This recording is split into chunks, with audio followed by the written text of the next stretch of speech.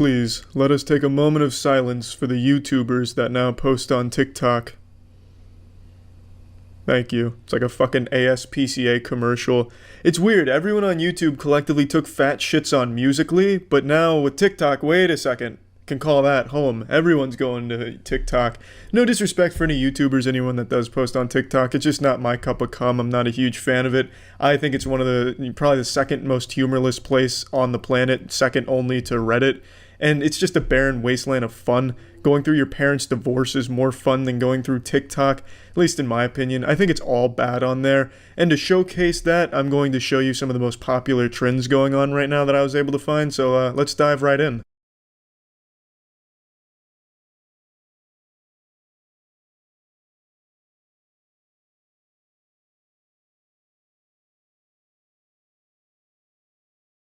Bravo, that was a fun TikTok for everyone to enjoy, especially the janitor, the worker that's going to have to go and clean that up because your affluent ass definitely isn't going to be bothered to do it.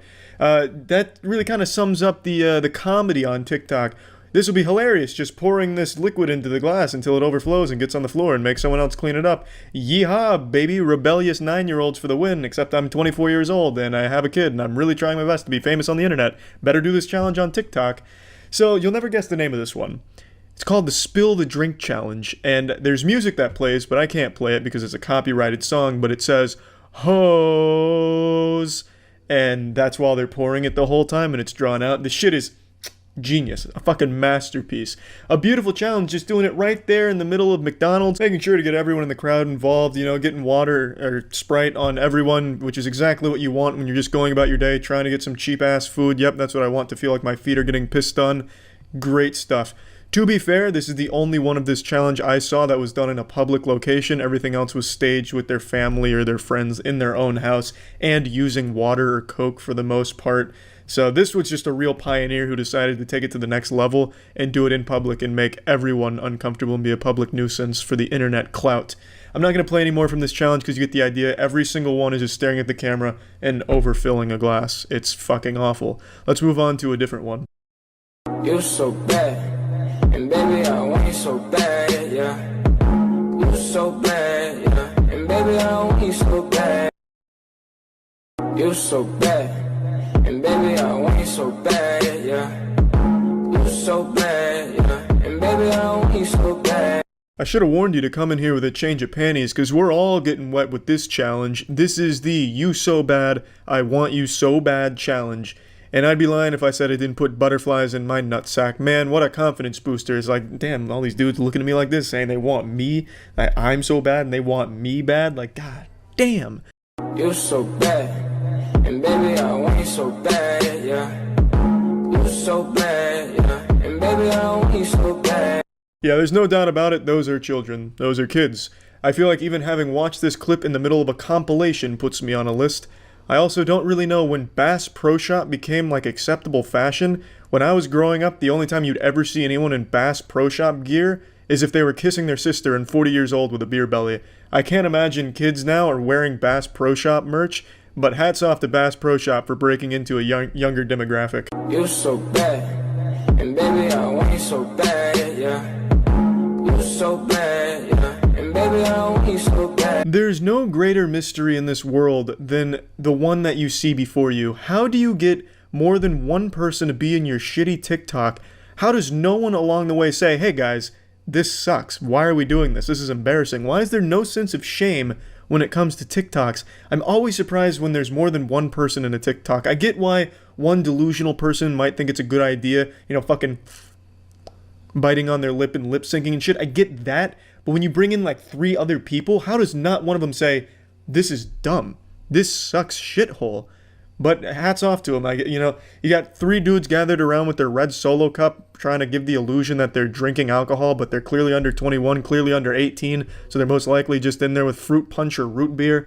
And then you have one dude dance around the back. I mean, even scripting that and telling your friends what you're going to do, how does no one just say, no thank you, this is embarrassing? But whatever, a group TikTok effort, very popular, hats off to them, they're having fun. I feel like such a fucking boomer shitting on new generation entertainment, but I just don't get it. I don't know who's scrolling through TikTok, stops on this one, gets a big old smile on their face and leaves it a heart. Like, there's no joke there. I hate when the joke is the song or like a goofy dance. I hate that. I fucking hate it. That is my least favorite form of comedy. Big on Instagram, big on TikTok, was big on Musical.ly, which is TikTok. Just not for me. We'll move on from this challenge though and go to another doozy, another real banger of a challenge.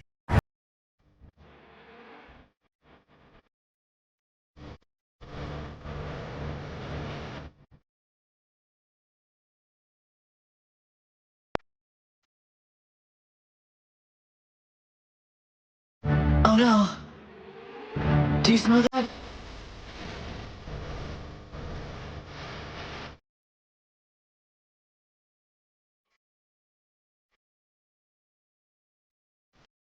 This is a challenge that I guess is there for people that are on TikTok to look at girls, but I have to wonder who goes on TikTok to look at girls. What the fuck is the point of that when the internet exists? There's millions and millions of girls on the internet doing all kinds of crazy shit. You can find pretty much anything to suit your degenerate taste.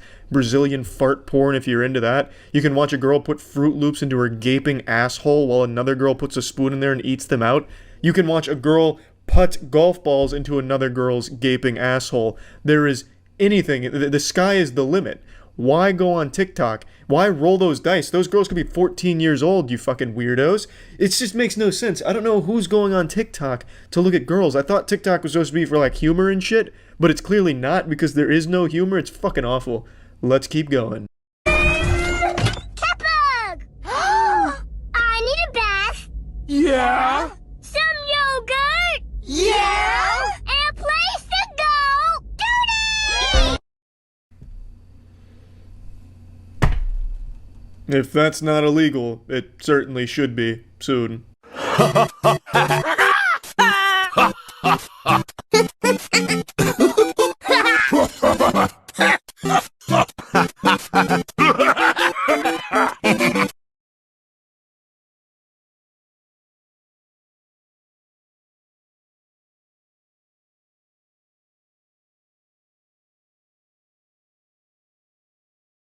Well, I think this has been enough to make my point. There is nothing good on TikTok at all, unless you're like a predator, maybe. I just don't get it.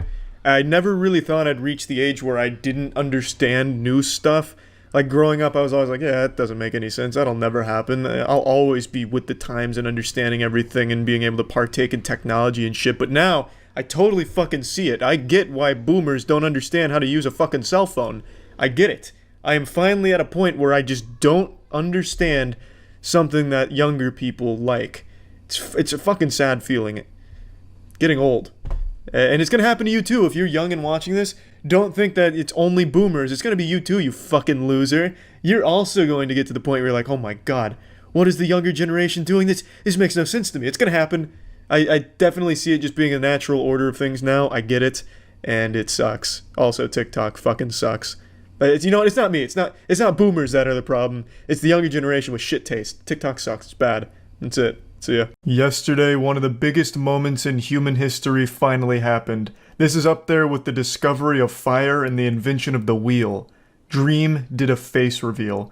There was more hype around this than if Jesus Christ had resurrected again. Everyone was waiting anxiously as if it was Christmas Eve, just waiting for Dream to drop the goodies. He had posted a premiere that was finally going to showcase his face to the world. There were streamers that were watching and waiting. Ludwig broke his all-time viewership record, having 150,000 concurrent viewers, just waiting for Ludwig to react to Dream's face. It was a big deal across the entire internet. I'll go ahead and quickly play a small clip from the video just so you can see his face and we can go into everything that's happened since, because it's been kind of a wacky 24 hours here. Hi. It feels so awkward. Talking to a camera for the first time. Hi. My name is Clay, otherwise known as Dream, online. No meme, no clickbait, as advertised, Dream's face. In 4K, full display, this is finally the face reveal that people never actually expected to happen. For over a year now, there's been leaks and all kinds of attempts to track down and triangulate Dream's position in order to find out what he looks like, to really deduce the point of the mask. Is it to hide burns? You know, is it like a Harvey Dent situation? So for a long time, people have been trying to figure out what he looks like, and he ripped the band-aid off yesterday, just showcasing it fully to the world. And the reason why it's been such a huge talked about deal is because I'm pretty sure it's the largest face reveal in YouTube history, at least in terms of the person's size. I'm pretty sure Dream is the largest creator that had never shown their face in terms of subscribers and views. He certainly hasn't been the longest running mysterious man. There's still people like How To Basic, H2O Delirious that haven't publicly shown their face, and they've been around far longer than Dream. I mean, even myself. I went the first 10 years of my YouTube channel faceless. But yeah, I'm pretty sure in terms of girth, Dream is the biggest channel that had never shown their face. So, let's talk about the aftermath of this, because this was a big moment. This is like the extinction event of the dinosaurs. This is the dawn of a new age here. The post-Dream face reveal. So, it turns out Dream is a good-looking guy. Of course, beauty is subjective, but I just don't know how anyone would look at him and think, damn, that guy's ugly. Because if that's the case, then my god, you must look at me like I'm some kind of repulsive goblin ooze creature. On Twitter, they were cooking Dream's cheeks for the better part of 12 hours. And that had me self-conscious like, oh my god, if they find him ugly, wait till they see me. They're gonna think I'm some kind of car accident victim that had butthole skin grafted to their face and fucking pube hair taped onto it. That shit had my self-esteem going right down the shitter. I felt like that SpongeBob episode, like, I'm ugly and I'm proud. Like, it was, like, that had an effect on me, my soul. Because, I mean, the number 1 and 2 trends after the Dream face reveal were, he's ugly, and Dream should have kept the mask on, or something like that. I can't remember the second one. But he's ugly was the number 1 trend, all just shitting on Dream's face reveal. And it was brutal. They were going hog wild on him for it. Now, of course, not everyone's going to find the same people attractive, but to find someone so abhorrent that you felt the need to make massive threads all about how ugly Dream is, as well as hyper-analyzing every bit of his facial features in order to prove empirically that he is ugly, was a next level of shitting on someone's appearance. That went hard. Now, of course, I'm no psychologist, but I'm going to pretend to be for a moment. I feel like a lot of it's just people hating Dream himself. There's a lot of people that hate Dream, they hate his fan base, can't fucking stand the guy. So I feel like no matter what he did here, this was going to happen. This was inevitable. He could have done this face reveal, and it turns out it was Henry Cavill behind the mask. Henry Cavill was Dream, and Twitter still would have eaten him alive calling him ugly, just because they don't like him at all. Now, that's just my take on it. It could be copium, because I don't want to live in a world where that's considered the ugliest creature in the world, because that puts me way down into the deepest pits of hell in terms of attractiveness. So it could just be cope for me. I don't really know. I'd also like to mention that some of the streamers that were watching the Dream face reveal video had the most outrageous reactions to seeing his face. Like, there was one guy in particular who started yelling and screaming as if there was like a murder taking place in front of him. Just melting down. He had to like stand up to calm himself down. Just going fucking crazy like, oh my god, no way, it's Dream's face. Just some people that were watching it were celebrating harder than if they had won the lottery. Or they were like so blown away like, how is this possible? He has a face! I don't know, I just wanted to at least point that out, that some of these reactions were nutty. But yeah, things got crazy online after this face reveal. Wubby posted a very interesting photograph that I wish I could share with you, but I can't, so I'll explain it. It was a picture of Dream's face in a cup with cum on it. So Wubby gave him a nice cum tribute and called it #WetDream, which is just so flattering and sweet. It's just been a lot of goofiness going on now since the Dream face reveal. I wanted to quickly say, like, my take as someone who didn't reveal their face for 10 years. After I did, it felt like such a breath of fresh air. Just, it opened so many doors for content. Like, I was able to do a lot more content that I've always wanted to do, but couldn't because I remained faceless for so long. And I imagine it's kind of the same for Dream, where now he feels like he's more able to do different kinds of content as opposed to just being restricted to one form of it. So yeah, I just wanted to toss that out there. I think face reveals are usually a good idea if you want to like branch out and do different kinds of content. And yeah, I just wanted to briefly talk about all this, and that's about it. So yeah. I absolutely do not understand the Fine Bros React series. I would say that there's only one universal constant in this corporeal dimension we exist in, and that is if the Fine Bros have a React video, it's going to be extremely fucking boring. They're all exactly the same. You get a group of people together, they react to some popular internet trend or meme, and 100% of the time it's going to be like falling asleep with your eyes open while watching it, and yet for some reason, they are still so popular, and I really don't get it. At least fucking spice it up. Elders react to Goatsy. Teachers react to my butthole. Just make it something more interesting than college kids react to the egg, which we're going to look at today, their newest video, or elders react to the raving crab. Just such dumb shit. And every single person in these videos have absolutely nothing interesting to say. They just watch the thing that the Fine Bros present to them and they go, ha ha ha ha ha ha, and then one sentence like, well, that was entertaining. That's literally all it is. And I don't blame the people in the videos. I don't think it's their fault. They probably have great personalities. They're probably really fucking flinging zingers out in the real world. But the Fine Bros format does not lend itself well to comedy or entertainment at all. You sit in front of a computer and you're forced to watch some shit, and then you have to put on a pseudo show. No one is going to be entertaining in that situation. It's fucking awful. It's a horrible, horrible format that's not conducive to anything even remotely misconstrued as entertaining. I just don't understand it. So let's go ahead and watch their newest one with college kids reacting to the world record egg. So today, you are going to be reacting to this. An egg! The famous egg. First, let's feel the ground. Oh my god. First, let's feel the ground. Really hot? Okay. Wow, 30 million views. That's f***ed up. That's assault. Don't laugh at that. Don't worry, nobody is laughing at that. It's a really shit response from Kylie Jenner. For all of you that don't know this awful situation in the state of the internet, there is this movement to get an egg, a picture of an egg, the most liked picture on Instagram, and it did. Yeehaw. Nice work, 2019. We really stuck it to them this time around. Fuck the celebrities. Now we're on top. We're in control, baby. We made an egg, the most liked thing in the world. The comedy behind that is unmatched. It's fucking amazing. That is humor incarnate. The highest level of humor. It's a fucking egg. Like, it's a fucking egg. Like, how wild and wacky.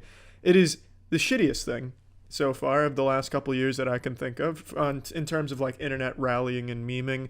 It's the most low effort but best summation of internet culture in 2019, where if it's lol xd so random, it's great. I know it's a bit of a weird flex, okay, I'm sorry. I didn't mean to fidget spin on you too hard there, memers, but it's fucking awful. It's fucking awful. I hate the world record egg.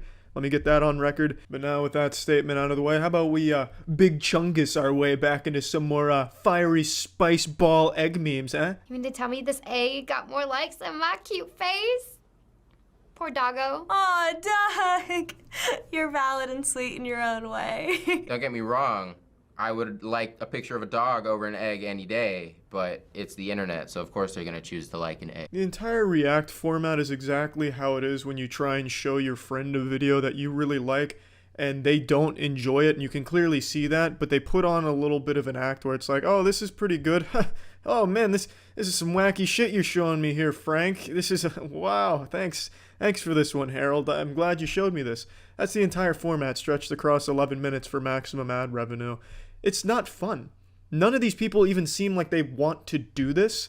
They have nothing to say. And it's not their fault because there is literally nothing to say.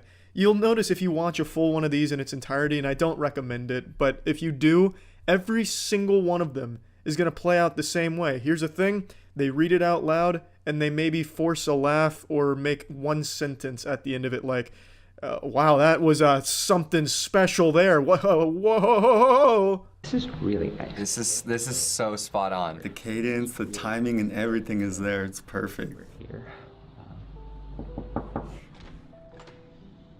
This is your house? I'm poor. So,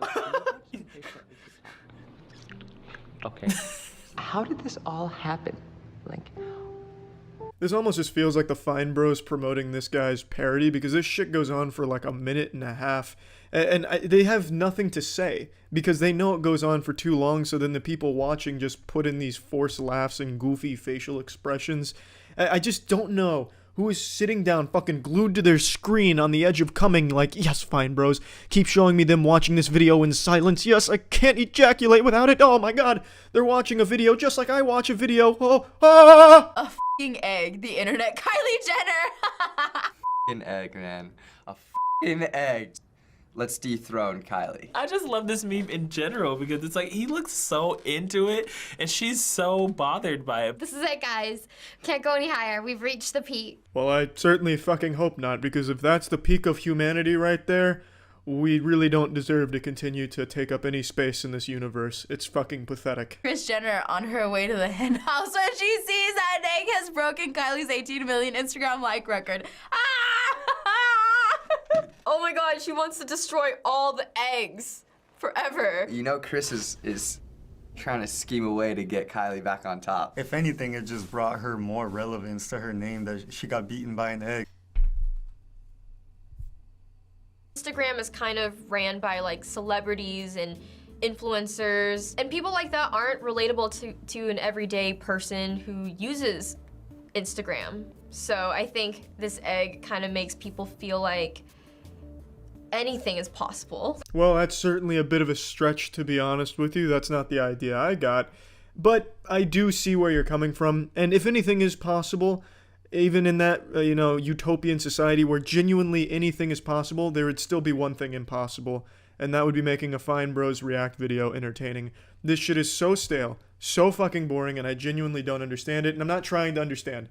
I understand people are going to have different tastes than me, but just let me shit on this because it's fucking awful. I really can't stand this series. I don't get it. I don't understand who sits down and watches it and has a good old hoot and a holler watching people watch videos in silence with forced laughter and almost no input except for one sentence about how wacky what they saw was. It's very uncomfortable, and I don't enjoy it. If you're watching this, Fine Bros, and I know you're not, I don't like your content, or at least your React series. That's all I've ever seen you do. That and that like really shitty movie you made about like high school and like farting and shitting or something. I don't know. Some like weird high school movie you guys shit on and made really awful. But I don't like your React videos, and obviously no one liked that movie. That's the point I'm saying. I don't get these. I don't like them. That's it. So yeah. As I'm sure many of you are aware by now, the people that watch my videos are mainly women. According to the YouTube statistic, up to 9% of the audience that watches the shit I put out there is women. And now that's very different from the stream statistics because my streams at twitch.tv/moistcritical are composed of 98% women who are all single and supermodels waiting for you. So feel free to stop by if you'd like to meet them and hang out in the streams. Now why am I bringing this up? Well, it's because I came across a TikTok account which does self-defense courses for women. And I posted a video yesterday about this douchebag that would go around harassing women in the streets and just being a general asshole to them. And I was thinking, a lot of my audience is clearly women watching. Why not teach them, give them the tools to beat that guy's ass if they wanted to, or just beat the ass of anyone out there that's being a piece of shit?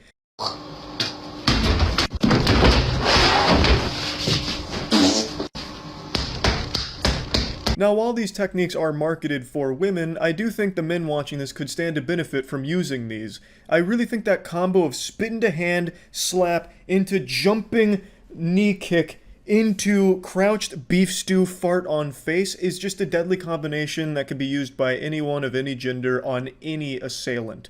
Now, of course, it could be argued that it's not a fart and is a queef. I have no way of knowing whether she farted on the face or queefed on it. The jury's still out on which one it was. You can't really just eyeball it or tell by its sound profile. Science can't prove by its decibels whether or not it was a queef or a fart. So it could be either one. It's Schrodinger's blasted air. Whether it came from pussy or asshole doesn't really matter. It's still going to be effective. So for men watching this, when you get to this step in the combo, just fart, blow some ass out. If you're a woman, you have a little bit more versatility here and you can choose. You can either fart or queef. It's entirely up to you. So it is a little bit better for women, but men can of course still use it using substitutes such as a fart as opposed to a queef. And then climbing on top of the person and giving them the Austin Powers judo chops over and over, anyone can really do that. So just a really impressive and effective maneuver all around. I'm not sure what martial arts discipline this technique comes from. If I had to guess, I'd say maybe from Taekwondo somewhere, like at a mall. But either way, it's going to get the job done. This combo right here, this is a beautiful, like, 8-hit combo. This is something you'd see in Ultimate Marvel vs. Capcom 3. Definitely make sure to practice this one at home before using it out in the real world. Now let's go ahead and see the next set of self-defense techniques to study.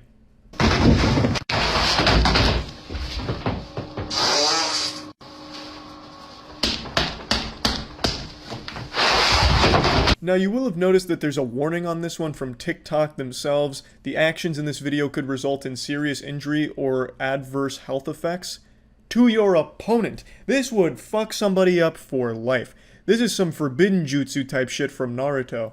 She's of course using her signature technique with the farty queef to the face, which is just devastating. If it ain't broke, don't fix it. That right there is probably one of the strongest moves in all of karate and kung fu. Like, this is as good as hand-to-hand combat can get. And she's just sharing it for free on TikTok. And now I'm sharing it with you for free on YouTube. So this is again something you're going to need to practice. I think the hardest thing for most people when it comes to utilizing these techniques is of course going to get either the fart out or the queef, which is integral to the overall combination maneuver here. So as soon as you get control over your sphincters, I really think you're going to stand to benefit a lot from these. I wouldn't be surprised to see this being used by Conor McGregor in his next fight.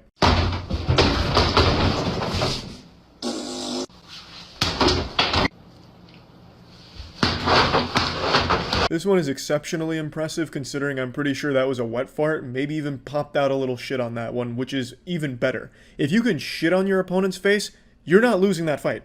Who's gonna fight through fucking fecal matter expulsion right on their face? That's not happening. That right there is a mic drop. That's ending the fight on the spot. And then if you don't have pizza, this is obviously, this in particular here would only happen at like a pizza place, a Papa John's, probably a Pizza Hut. But let's say you're not at a pizza place to utilize the final finale there with the pizza slap. Just make sure to buy a pizza and just keep it in your pocket just in case.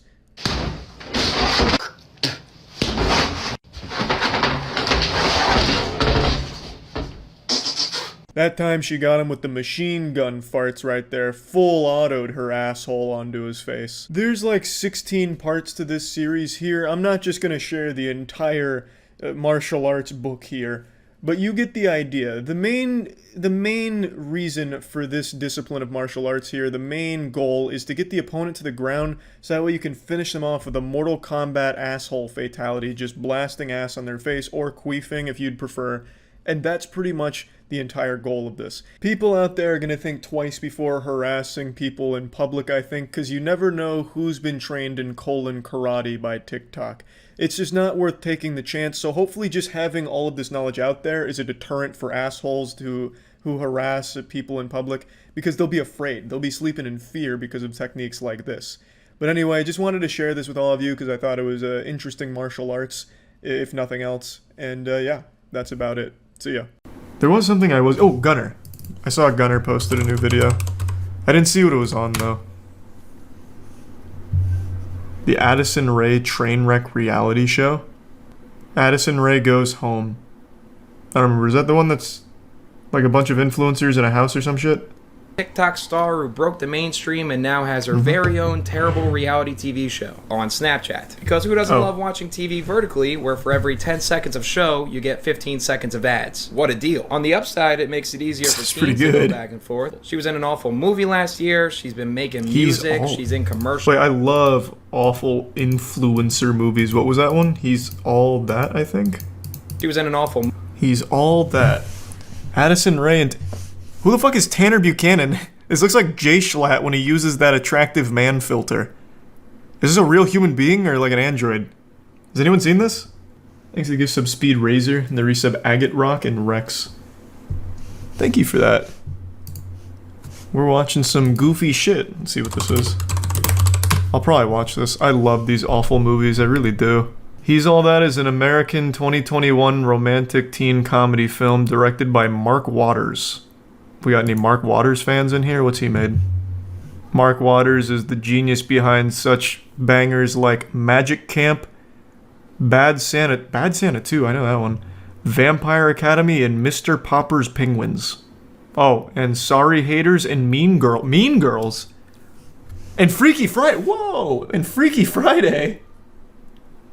Wait just a minute. Just look at that cover picture. Of course, she's on her phone, probably making a TikTok. Sorry, working. Looking an awful lot more southern than usual. Laying on a pile of hay or grass or just general debris. Addison Rae returns to her roots in Louisiana. That is a cool picture. It's brought me a lot of love, but with that comes a lot of hate. Oof. Now, I'll be going back home to Louisiana for a week with my mom, dad. I wonder if it'll be like it used to. It's a single. What a weird premise. What? What? Well, now that I'm super rich and famous, I have to wonder, will I be able to mingle with the plebeians again, or am I just too far above them to comprehend that kind of poor nature? I'll have to find out by experimenting in the swamp. What is the idea of this show? Isn't she like 20 years old and she's only been doing TikTok for like a year and a half, 2 years or something? Why wouldn't she fit in all of a sudden? If she doesn't fit in, it's because she's the fucking problem. Still nervous to see my friends and family who knew me before everything. I just hope they remember I'm the same person they've always known. It's giving Hannah Montana movie. I've only seen the show, but big facts. The premise of that. It's like she's fucking Jekyll and Hyde or like Bruce Wayne and Batman. My parents or my family knew me before I became TikTok famous. Now they won't even recognize me. I've undergone a metamorphosis into a beautiful butterfly of clout. Growing up, my family and I ate a shit ton of crawfish. So on Snapchat saying shit? That's kind of big. How did you like handle that public breakup? Like, what did you do to like, okay, I'm okay, everything's gonna be fine. What a normal conversation. Like, not falling apart. Has like being in that public relationship before changed your opinion on like when you want to pursue a new relationship? Man, what are you, like a spy or something? This isn't how friends ask questions. I will now rephrase that question into how Addison Rae's 21-year-old friend would actually ask it. Oh man, he's method acting. He's going in. So do you and Bryce still fuck? End scene. Thank you. Damn, this guy's good. Thank you. Good night. I was just dancing in my room and now I use $100 bills as napkins. Feels weird and scary. Am I being provocative again? Absolutely. I just think narrated slow-mo shots of you looking introspective might be the worst way to come off relatable. But that's what this show is all about, right? Addison appearing to be relatable. So What is this? Can you look at like Snapchat numbers? I'm curious. Do people actually watch this and enjoy it? What was this called again? Addison Rae Going Ghost? Oh, you can like individually subscribe to shows on Snapchat. So her show has 497,000 subscribers. Is there like reviews? Well, there it has to be because he brought one up. Because I don't even understand who this is supposed to appeal to. Because let's say I'm an 8-year-old girl. I'm a big Addison Rae fan. Why the fuck am I gonna watch her just go home? What is there for, like, I'm there to just watch her do TikTok trendy dances. Why the fuck do I care if she goes home? Kids don't care, man. I guess, but I remember when I was a kid, I still, like, watched things where, like, things happen. This is, granted, we've only seen clips here. This is literally nothing happening. It's slow-mo shots, and then, I guess, an interview? Do people not review these things? Because I can't find shit. I did. I even typed in just general review to see what critics are saying, but no one's even mentioning it. Closest thing I found is this guy who wrote an article with a quote from her saying, "A lot of people say I dropped out of school for TikTok, and I don't think I dropped out of school for TikTok. It was because I knew that this was a career path that I've always wanted to pursue, kind of, in the entertainment industry." But you were literally saying right there that you dropped out for TikTok. People are confused by that, and they think I dropped out because of the app, but it was really to focus on pursuing my career in the entertainment industry and moving out here too. On TikTok. You dropped out for TikTok. It was your entertainment industry. I don't know why she's like embarrassed of it. Just like embrace it. She's made a very successful career out of it, and I can't find any reviews, so I'm just going to assume everyone loves it. Gussie, one of my best friends growing up and still today. I'm sorry, Gussie? Her name's Gussie? I'm not No, it's a nickname. sure you made that up to make her look more grounded in Louisiana. You see, I actually looked up the number of babies named Gussie over the years. On this chart, notice how it kind of stops in 1952. I guess one slipped through the cracks. Regardless of everything that's happened in the past, got me. It's so rare to find a friendship like we have. That's what I feel like I've been struggling with. Why are they both wearing cowboy hats in the rain? Be able to feel like not judged. Even people that I know on a right now, picnic. like, it's hard to find people to trust, like truly, because a lot of people don't have your best interest or like will use things against you. Like my vulnerability and my kindness has been taken advantage of so many times in my life. My sister in Christ, let her speak. Your best friend so far has said, We were definitely the girls at school that were a little bit different. Thanks for some Darren we and liked to Toad. photo shoots together and liked the same type of music.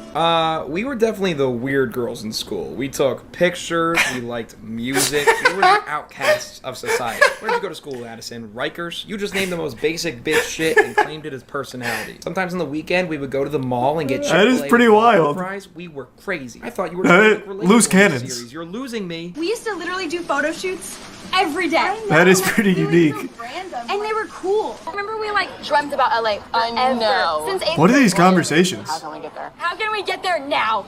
Well, you can always come whenever you want. Just let me know your dates and I'll write you in the calendar. Ugh, remember when we dreamed of living in LA and now I'm there and you're still here? I'll calendar you in though, and we'll review it and someone will reach out. That's the way to do it. If maybe I'm free. Oh my god, actually we could use Gussie's following isn't big enough. For my TikToks. They won't allow her in Oh my California. God, you could graduate high school, get famous, move from home, and your parents come with you to ride off your success. I don't entirely blame them. They saw she was making money. Your parents come Wait, with you what to is ride off mom your doing over? success. I don't Jesus entirely Christ! blame them. They saw she was making You're fucking money. busting it wide open. American Suck one. We're coming for the Hollywood Hills. Brother Enzo Lopez joined season 7 cast of Chicken Girls. Thanks, Just Jared Jr. for pummeling into this kid that he's only known as Addison Rae's brother. So after God, isn't that the fucking worst?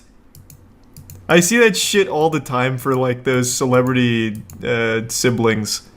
Where the fuck is that headline? There it is. They do that for like everyone. Oh, there was one I just read. And no, not E-Rob, Tyler's brother. What the fuck was it? Oh my god. Hold on, this is gonna make me really upset. Not the Hemsworth. You guys know there is a third Hemsworth brother though? There's Liam, Chris, and then one other guy. I don't know his name. Be sure to subscribe and turn post notifications on, as well as follow me on Instagram at Gunnar Klein. I heard that account is giving off major Sagittarius vibes these days. And consider becoming a member on Patreon so you can help fund my reality TV show, Gunnar Goes to Vegas. That's another joke. I prefer Miami. With that said, good day, y'all. Whoa, what the Someone please go fuck? check on Gussie now. Nobody prefers Miami. Jesus. Man sleeps with his socks on and prefers Miami? I mean, I guess Miami is better than, like, hell, I suppose. Maybe. I don't know. That'd even be a tight race. That was another banger, though, from Gunnar. Yeah, I actually got to have a conversation with Aaron Paul. I don't think any of you have ever seen me, like, fanboy giggling and kicking my legs up in my chair, like, in nervousness and excitement, but you're about to. I've said this a lot. Breaking Bad, I think, is a perfect show. I followed Aaron Paul's work for the longest time. I am lucky enough to be in a game with Aaron Paul, but I never met him or anything. We recorded lines on separate ends of the country. So, Matt reached out through Dispatch to see if Aaron Paul would be open to just, like, shooting the shit with me for a little bit. And he was. And I think we had an amazing conversation. And not only was I, butterflies in my tummy, even my technology, I think, was nervous meeting Aaron Paul, because my mic, for some reason, set itself to, like, half power. So it actually is kind of hard to hear me, and I sound really, really shy and, like, quiet and timid, because for some reason my mic volume set itself super fucking low. So I want to just get that out of the way at the top of this video here, because it does sound like I'm doing, like, a little bit of ASMR sometimes here in this conversation. But trust me, I was bold and assertive with my intonation and everything, so it's just the mic kind of let me down a little bit on the recording. Now, to be clear, while we are in Dispatch together, this is not like a PR push for Dispatch or anything, but it is something we talked about because we're just both very hyped to be a part of the project. But I want to make it clear this is not a sponsored video or anything. I don't want that shit to get twisted. This is truly just, it was almost like a Make-A-Wish thing here for me, where because we worked on this together, we were able to at least ask if he'd be interested in, talking to fucking Cro-Magnon goober like me, and he was nice enough to take some time to sit down and entertain some really dumbass questions from me here. So, now my plan was to let this, fucking rip here raw, no rubber condom off, like no cuts or anything. But because my mic was cutting out, for some reason, it ended up muting all the audio in certain segments, which now just leaves entire sections blank. So I am going to, cut those out and try and contextualize it a bit for what we were talking about in order to lead into the sections that once again have sound. But yeah, I just wanted to give you that little warning here at the top. Oh my god. Hey, how's it going, brother? Oh, it is all happening. How you doing? Good, man. How are you? I'm doing good. Such a pleasure, man. No, man, it's an honor for me, brother. This is huge for me. Oh, I appreciate that, man. It's huge for me too. I've become such a massive fan of yours. Really? No, Yeah, that's over fucking awesome. through this whole process, and Pierre was just singing your praises, and here I am. So it's great. Hey, give him my best for me. That's super sweet. I'll have to slip him some money under the table for the good PR he gave me. Yeah, it's such a pleasure, bud. Just kind of wanted to shoot this shit, man. I'm not like a big interview guy, so I just kind of wanted to meet you and talk about some wacky shit if you're up for it. I love it. I'm all in. Can you see me? Can you hear me all right? Is that all right? Oh yeah, no, you look amazing. Okay. You sound great. This is perfect. Great. So where are you at right now? Tampa, Florida, baby. All right. Love it. My family and I actually, we live in Paris now. And so we're just kind of hanging out. Yeah. Kids are learning French. Exciting. How long have you been in Paris, France now?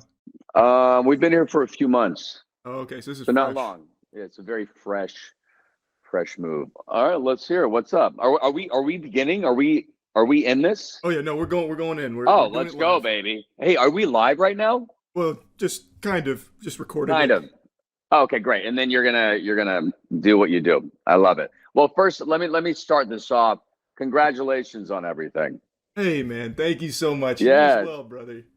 No, I appreciate it, man. I really appreciate it. It's just really cool to see people do what they love. Just really at the highest level in their own field. You know what I mean? And so, bravo, man. That means a lot. And I truly just feel like I got lucky. I got blessed. Started it when I was like 11, and things just kind of fell into place really in a unbelievably fortuitous way that I could have never. Wow, you started at 11. Yes, sir. 11 years old. No way. That is just so amazing. It wasn't a super noble start. I was grabbing a bunch of other people's videos and re-uploading them. I mean, it was some gnarly shit I was posting back then. That's great. Hey, we all start somewhere, you know what I mean? Yeah, absolutely. Speaking of, I mean, Price is Right. Oh, let's go. The classics, the absolute classics. Let's go. The class, the Price is Right. I got to tell you, this was during a time where I actually really needed money, right? I was doing at that time I was doing commercials, and actually when The Price is Right aired, I had 2 commercials of mine aired during the commercial breaks randomly during my particular episode. And, but I was desperate to win, right? And I showed up in line and I had a big gulp from 7-Eleven filled with Red Bull. And so you could see that I looked like I was on drugs on the show because I could not sit still. It was because of the Red Bull. But yeah, that's my story. Hey, yo, coming in like a little jump scare here. This was one of the sections where my mic fully cut out, which my response is now muted, which also muted a bit of the overall audio as well. So instead, I will just tell you that I thought it was very cool. I'm sure a lot of you have seen the infamous Aaron Paul on Price is Right clip. It's a really fun clip to watch. As he's mentioning, he looks wired. He is expressing enthusiasm that you probably wouldn't see me express if I witnessed the birth of my first child. I don't know if I'm able to convey that level of enthusiasm. It looked like he won the fucking Super Bowl on The Price is Right. Super hype. So here, I got a wacky one for you. Aliens. I want to dive right in. How do you feel about aliens? I mean, I'm all in on the aliens. Yeah. Oh, okay. So, what do you think? I mean, are you not? Oh, I super am. Me and my dad, we get into arguments all the time because my dad, big time firm believer, he thinks aliens built the pyramids. He's all in on Punku. I mean, look, I think it's pretty ignorant to think that aliens don't exist. Absolutely. Do you think they visited us though? I'm not sure. You know what? I actually think maybe there are other species on the planet that we just simply don't know about that are far smarter than we could ever imagine. You know what I mean? There's new things that are being discovered constantly that have been here forever. I mean, far before humans. And so, I mean, if you look at like microorganisms, for example, that was just recently discovered in comparison of, humanity. But, and they're everywhere. Oh, you know what I mean? Especially Yeah. like in the ocean, you got like some fucking nightmarish creatures. There's some pretty crazy stuff. I mean, look at the movie The Abyss. Yeah. I mean that's the storyline. That's kind of what I maybe believe. Maybe there are super intellectual species that live deep, deep, deep in our waters, but who knows? What do you think they built the pyramids? Maybe, man. I mean, the pyramids. The fact that the pyramids were just built for it feels like they weren't tombs, right? They were just built for a purpose. Like there's something going on. Yeah. Right? Yeah, my dad, what is that purpose? That's You tell me. according to my father, who I think Yeah. preeminent expert on everything extraterrestrial. This guy, I swear, if there are aliens coming, they'll contact him first. I love it. He likes to say the pyramids he believes were used since they're lined up with the Orion's belt, like perfectly within centimeters or something. He believes it was some kind of like communication device that the aliens gave humans the blueprints for to talk to them or something. I don't remember. Yeah, I mean it's pretty surreal. There's some incredible things out there for sure. Yeah. Now, kind of piggybacking off that, how about ghosts? What do you think of ghosts?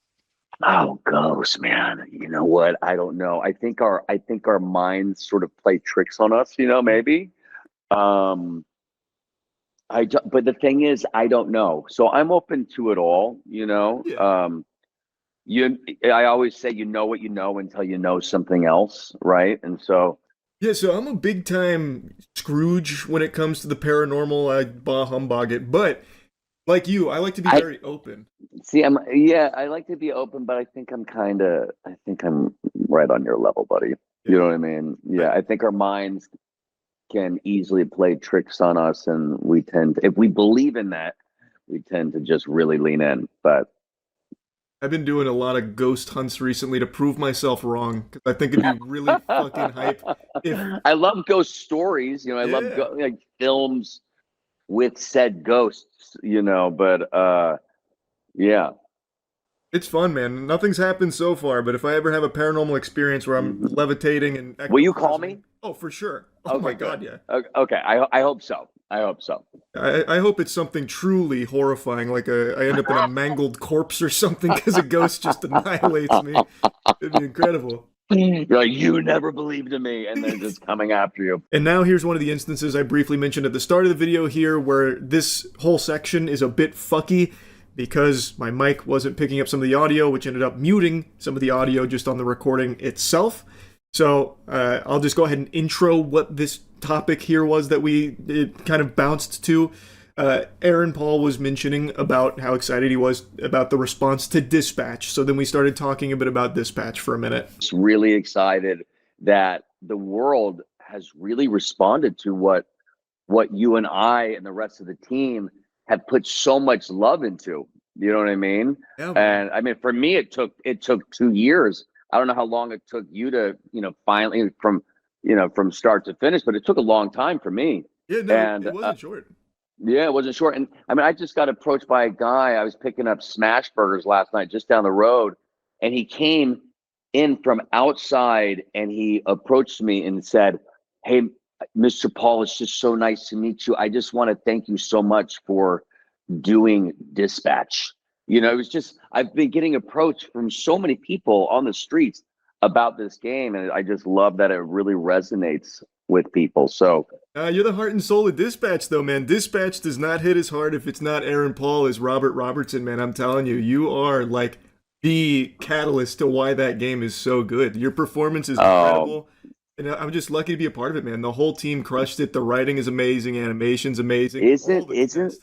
Isn't it true? I think it's really special, and this is why I leaned in. It was sent to me. I've been asked to do games in the past, and I've really wanted to jump into the gaming world just because I love gamers, and I love how it kind of just unites people, and my brother is a gamer through and through every day of his life.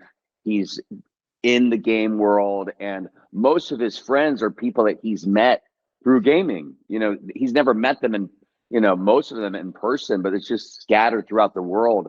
And I think it's just such a beautiful thing to see how it really brings people together. I mean, this is your world, right? And it's really cool. It's really cool to see, and I'm very proud to finally, you know, sort of be a part of it. Yeah, man, absolutely. It is a special game. Like, I think there's very few games that have this kind of passion that is clearly coming through in the. I think they've done an amazing job. Yeah, we're spoiled, buddy. Yeah, absolutely. It's only downhill from here for me. Like this, I'm never getting another role like All this. right, well, we can hold hands as we are falling down. It's all right. We have each other. It's fine. Exactly. That's all we need at the end of the day. Yeah, exactly right. Exactly right. So I guess kind of speaking on the acting side of things, I have a bit of a big guilty pleasure, and I'm curious if you've got something similar. I love like horrible movies, like really bad movies. I love it. You do. Yeah. Are you kind of in the same boat at all? Do you ever watch anything that's like so bad? I mean, man, I don't know. I don't know. You know, I don't know if I'm in the same boat. Like, can you give me an example of something that is so bad that it's good? Are you talking like Sharknado? Yeah, is that sort of the vibe? That's kind of in the vibe, but And nothing against Sharknado or the people behind Sharknado. Right. You know, congratulations. But I don't know. I mean, I lean into, and you know, like the old school, like Adam Sandler type humor. I mean, I think he's so brilliant, but a lot of the humor is very dumb humor, right? And which is great, but I don't think that's in the category of, because I think his movies are perfect. You know what I mean? So give me an example of very bad. What movies do you consider very bad but you're in love with? So I think the classic go-to for most people is like Tommy Wiseau's The Room, but I've got a bit of a pinky up pretentious pick here from a few years ago called Moonfall. Have you ever heard of Moonfall? No. It is a beautiful disaster about the moon falling out of orbit and about to destroy the world. Oh wow. And it is fascinating. Like, I don't want to spoil too much, but it goes in directions you would never, ever possibly expect with the most That's so interesting, because I always thought, you know what, that would be a great concept of a movie. There's always movies about asteroids coming to Earth and destroying Earth. Right. But what if an asteroid came to the moon and really just annihilated it? What would that, how would that affect Earth? So is that kind of similar to what? It's similar to that, but if you were like overdosing while writing it, like it is insane. Like in all the right ways, it is insane, which makes it so fun. That is great. Okay, I'll check it out. Have you seen? First of all, are you up to date on? Do you watch The Studio? Do you watch that show? Oh no! I've been meaning to catch up on. All right. Well, there's a great movie that Seth Rogen, he's a big studio head, and they're trying to create this movie about a zombie apocalypse that's sort of spread through diarrhea, and but there's a movie that was made forever ago. Maybe they got inspired by this movie for the show, but it's a film called Zombie Ass. Zombie Ass, huh? Zombie Ass, and it's just all about that. It's about a zombie apocalypse that happens all through your bowel movements. So when you have a moment, check out the trailer for Zombie Ass.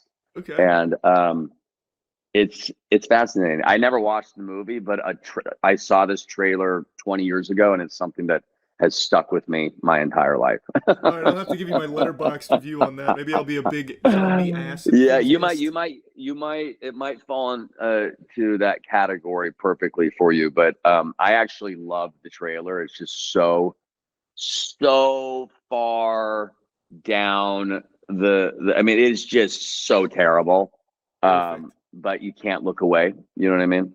That's the best feeling right there. That's what I look for. Yeah, I love it.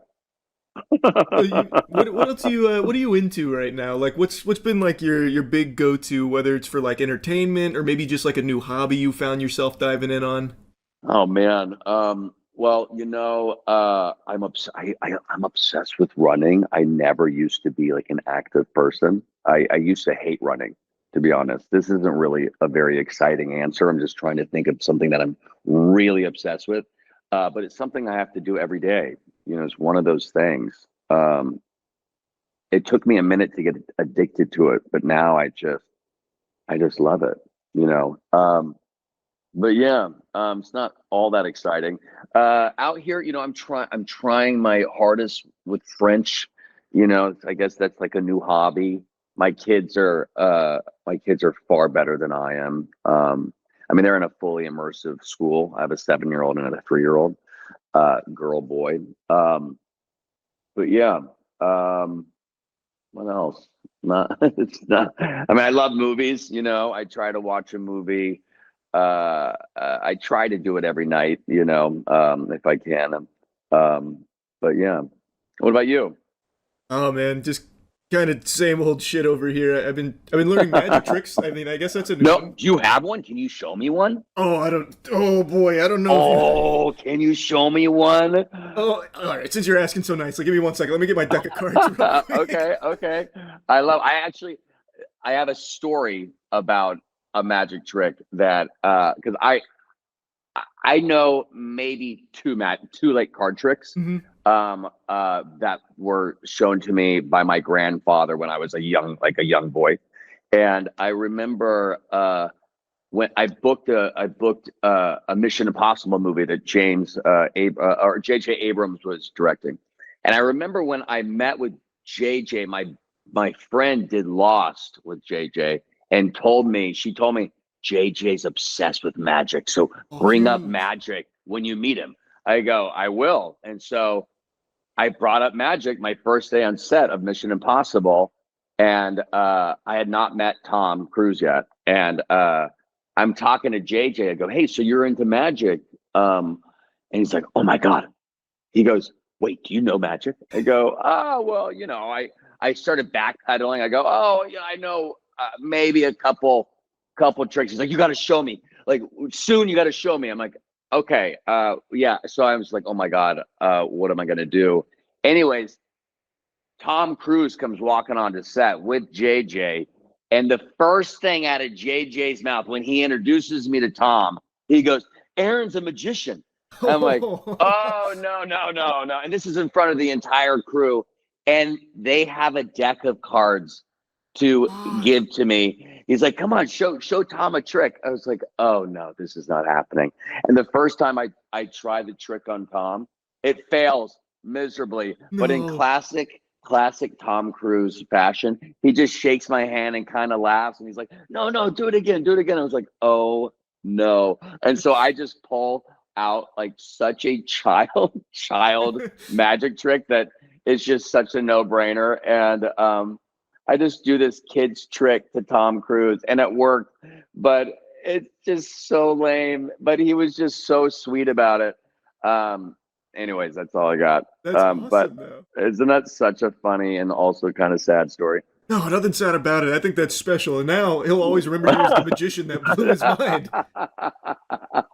Okay. All right. Well, what sort of magic you into? So when I was a kid, I used to love magic. I used to buy like the DVDs for like illusionists to do all like the flourishes and all that. Yeah. And we were filming a video last week where we brought in a magician just for some fun. And I've just got the fucking bug again. So me and a couple of friends have been learning so many magic tricks. I love it. That's great. It's fun. It's so fun. It is so fun.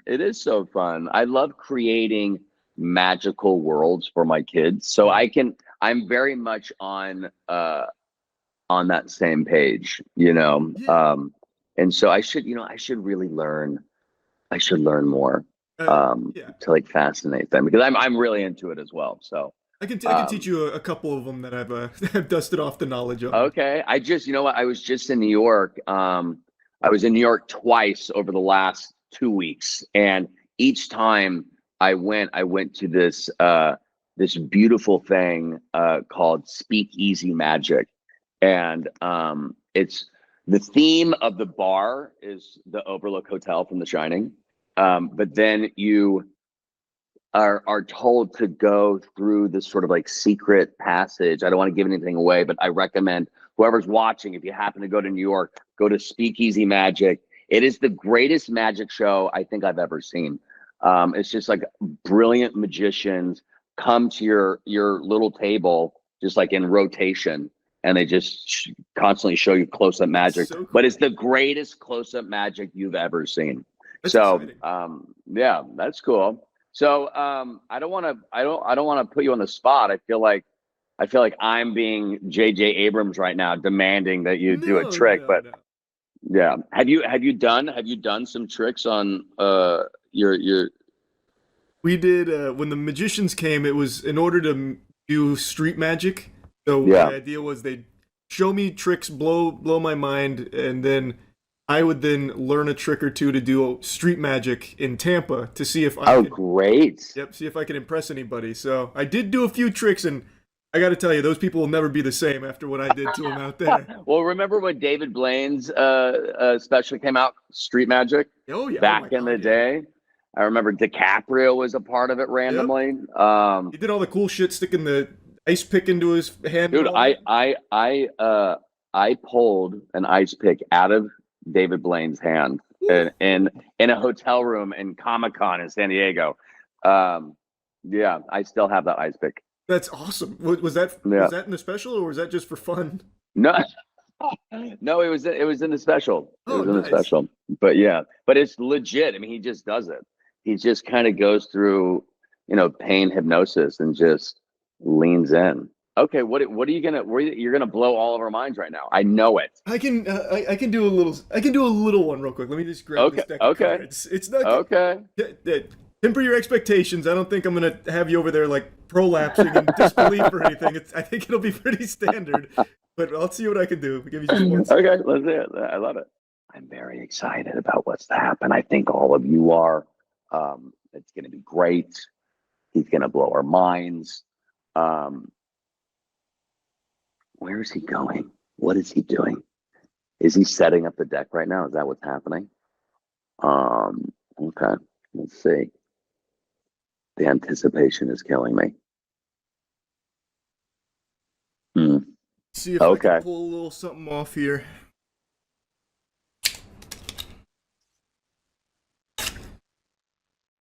All right, I'm watching. Okay, this is a pretty simple one. So here, I'd fan out the cards. I'd say, all right, Aaron, Paul, J.J. Abrams here. Pick a card. Here.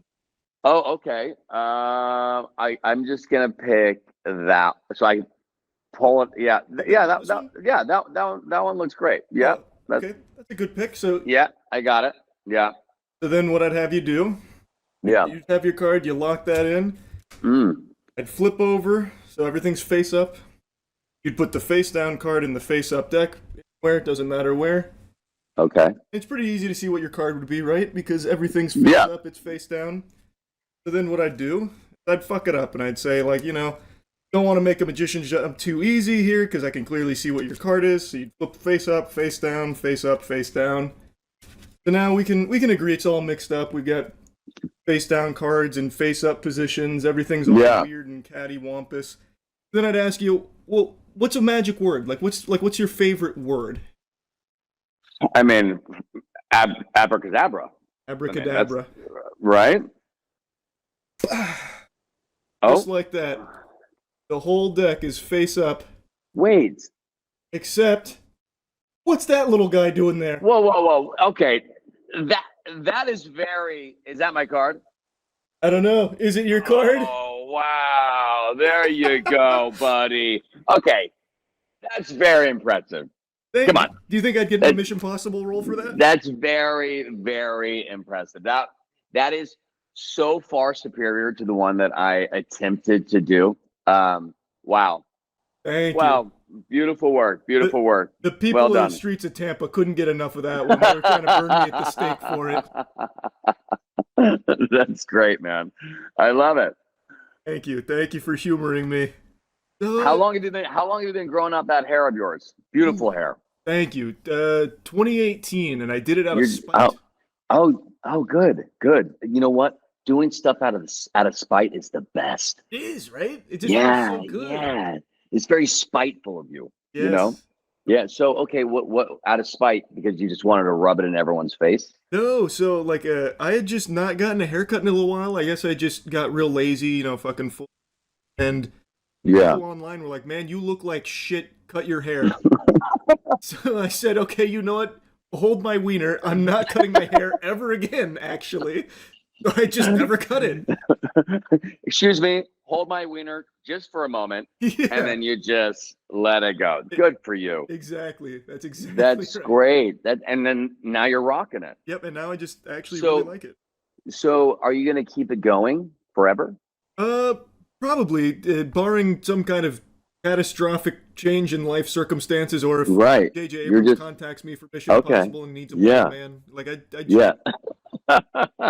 I've watched a lot of your interviews. Like I've been a huge fan of yours for a super long time. Breaking Bad is literally my favorite show ever. I think it is perfect. Oh, thanks, man. So I pay attention, and I know that you're not like a big technology guy. And here again, this whole segment here had my mic cutting in and out, which was like muting the recording audio. So it almost seems like I'm saying like a slur or something here because the audio like censors me as I'm asking him this question. But what I was asking him was about his relationship with technology, because I have followed Aaron Paul for a long time. I have seen a lot of his interviews, and he's mentioned like once or twice that he personally doesn't indulge in a lot of the technology that we have glued to our asshole every second of every day, with all of these modern conveniences where most of us spend the vast majority of our times behind screens, or our days are based around a lot of these things, and always being online with unlimited access. Aaron Paul has stated like once or twice in the past that he doesn't subscribe to that. And there was even some articles I read a while ago where they were speculating to what extent, and they made it sound like he was living in a van down by the river, isolated from Wi-Fi signals with no electricity and no running water, and that's clearly not the case at all. So I wanted to just ask and figure out like what actually is his relationship with technology, because I think it is a very admirable decision to not be, perpetually consumed by, technology every second of every day, where you're like hypnotized by it and scratching at your neck if you can't check your phone or something. Yeah, I just maybe I have a pretty addictive personality, and I used to own a computer. I've had two computers, two laptops, and they both got stolen. One got stolen out of my car, and one got stolen out of my place in Albuquerque when I was shooting Breaking Bad, and each time it felt like my world was just so invasive, and it's like I'm not going to get a computer again for a while. And I realized when I let go of my computer how much more time I had in my personal life. I found myself being outside more. I found myself just doing other activities outside of just sort of surfing the web. And then same thing, like I used to smoke back in the day. I quit like 20 years ago. And the moment I quit, I realized again how much more time I had. And so once I mean, look, I'm talking on my iPhone right now, right? I still have a smartphone, but I try to use I just swap out my SIM card. I have another phone I use called the Light phone. And I just love it. I feel lighter when I go out into the world. I stopped getting the sort of like the phantom vibrating phone in my pocket. That stopped. I stopped just like doom scrolling, I just felt healthier. You know what I mean? For me. But yeah, I encourage people to, I'm not anti-technology by any means, but I think it's important for people to control themselves. They should control the technology versus, technology kind of controlling them, which I think in a lot of cases is the case. Absolutely. So like I was going to mention, I actually made like a pretty big disconnect from the online world. Like I, like you, Yeah. was very much every day doom scrolling constantly. A year ago, kind of just cold turkey tried to reduce that as much as. Then of course the audio goes once again to the back rooms here. I don't know why this was happening. My guess is that on the call, my mic was being prioritized by the call, which then lowered it for like the OBS recording. Because on the call, I could see the levels were great. I didn't check the OBS levels, but it's clear it wasn't really good on OBS. But anyway, what I was saying there is that I definitely understand that perspective because I recently, over the last year, have made much more of an effort to disconnect from a lot of like the online stuff every second of every day. And unsurprisingly, it does feel better. I think pretty much anyone who like reduces the amount of time they spend online will probably tell you, preach the gospel, that they do feel better for it. And something I've been pretty outspoken with for a long time now, even before like, you know, taking more time away from like perpetual internet shit, is that everyone kind of retreats inside now because a lot of technology is wanting you to do that because you are much more profitable when you are inside fucking hooked on their product like a child latched onto their mother's teat. When you are suckling from things like, you know, AI, if you're using AI as your best friend and constantly chatting to them or whatever, and only talking to people through the internet, you're not making like powerful connections. Like, yeah, of course you can connect to people and it's great for that, but you miss out on so much of like a social experience of life by not being out in the real world for meaningful periods of time.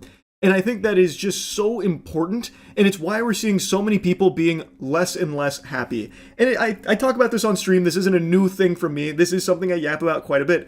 I think one of the most important things you can do for your own mental health and well-being, and also just to get better at the socializing with humans, is to actually go out and meet humans, to be in the real world as opposed to constantly online. I don't think it's any surprise that people feel more alone now than ever, because people are inside now more than ever. Like, it's not the biggest mystery in the world. So I think that Aaron Paul's decision here and the way he explains it makes a lot of sense to me, where he's reduced the amount of technology that he consumes in his day-to-day life. It's not zero, so he still does, of course, have plenty of modern conveniences. He's just not constantly inundated with them. So I do think that makes sense. Hearing that he didn't have a computer is very interesting, though. That one, that would be very tough for me to to live my life without at least having a computer. Even outside of like just being able to see what's going on in the world, not being able to play games. Goodness gracious, Lord have mercy. That's a fate worse than death. Imagine a world no games. I mean, I don't think we're meant to have all of this information. Well, I know we're not meant to have all this information. Like, we're not supposed to be drowning in information. You know what I mean? And not only that, we're not supposed to be like as available all the time, connected to every human being on the planet. No. I mean, I couldn't agree more. Hey man, I mean, I'm such a big advocate of this phone. It's called the Light phone. I would love to send you one. Sure. You would love it. And I think it's just important for people to know that there's other options out there. You know, I mean, smartphones were built, they were designed really to become addictive, you know, and it's become a drug in a way, and it's just a drug that's fully acceptable globally, you know. And I just feel like I built a cabin in the mountains of Idaho. I grew up in Idaho. I love that state. But when I built it, I really wanted people to come and disconnect. And so I have a hidden Wi-Fi. So like when you look, because there's zero service there, when you look for Wi-Fi, nothing even shows up. A network doesn't even show up. And so people will ask, like, well, what's your Wi-Fi? And I just say, we don't have one. And first they panic, you know. Yeah. I go, look, if you need to get work done, there's a lodge with a great space. You can get work done. It's a mile up the road. You can get there in 4 minutes. And but the way people change in literally just a day, you know, they become a different person. Absolutely. You know. Yeah. And so I can't recommend it enough. I'm gonna send you a phone. I'd love to show you the farm around here. We're gonna work on getting a lot of cool shit going Like, I mean, you have the alcohol, and something that kind of inspired us for is we want to do like a little vineyard at the farm. Okay. Not as Great. like a business or anything, just for like some fun. But if we ever start making some high quality wine, I'll send you some of that. There you go. I love it. Hey, I'm all about that, man. Working with your hands, growing stuff yourself. You know, after our so we're doing a year abroad here in Paris, and then we're actually moving. We have a farm in the countryside in California, about an hour and a half outside of LA. We've had it for about 5 years. It's an old walnut farm. But we have a very small vineyard. It's a blend. It's a 70-30 split of red grapes. And but the thing is, it's all dry farming. We do. This is the first year that we're actually going to finally harvest the grapes. But we have 300 separate vines, and each vine usually produces, apparently from what I hear, produces about a one bottle. So we'll get roughly 300 bottles. That's gonna be so exciting. Yeah. So when that's done, I'll send you some as well. Brother, I'm excited for this care package. You're like Santa Claus right now. This is awesome. I do what I can. You know what I mean? But I hope it's good. I'll send you some walnuts, send you some wine, send you some phones. It's great. What more do you need? You know? Well, I'm excited for you to try the company that Brian and I started. It's a labor of love. We've never taken a salary. We've only hemorrhaged money into the company. We're very proud to say that we've hired all of our employees personally. But when we were launching this thing, we were in Florida all the time, all over Florida. Oh, yeah. Rocco's Tacos, legendary. Love Rocco. That was one of our first accounts out in Florida, and we served drinks there many times. But yeah, I'll set you up. I'm gonna be totally honest with you. Full disclosure, I hadn't watched this recording back until right now as I'm editing it. It's always hard for you to know like how my editing process goes, I suppose. But I basically just edit things, I do it live, fuck it, do it live type shit. And as I am editing this, it seems like every single time I am talking towards the end of the call here, my mic is just sucking the fattest farts right now. It is cutting out pretty much every time I talk, and I can't even like leave in the tiddlywinks because it's actually just silence, mainly on my end. So now it's like not muting all of the audio. Now it's mainly me sprinkled in here with muting sometimes the whole call. I don't know what happened. And it really sucks because now it makes it hard to just showcase the whole conversation. So now I'm going to need to like explain how we got to this topic that Aaron and I are discussing. And it's like I have to fucking ADR it because now my section of it's not in there, which not the biggest deal in the world, I suppose, because let's be honest, you're not here to listen to me yap. You want to hear from Aaron Paul. But even still, it's weird because now I have to break up the conversation because my mic was not cooperating. Or I guess maybe it's not even really the mic's fault. I should have probably just checked the OBS settings. But man. Anyway, though, we were drifting into talking about things that we are doing currently that we're passionate about, like projects. And he was talking about what him and Bryan Cranston have been doing together, like Dos Hombres, which is the alcohol that they do together. And I don't know, it's just really wholesome listening to him talk about how much he enjoys this process and how much it means to him.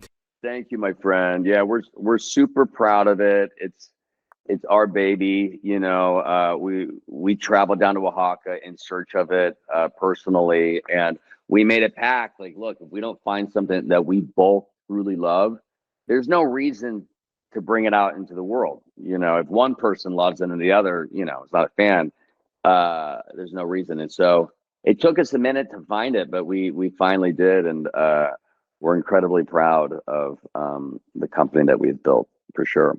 Yeah, absolutely, brother. You guys have crushed it, man. And like you said, if it's not something that you are passionate about, if it's not perfect, what's the like you exactly? It's something that you want to do out of the love of doing.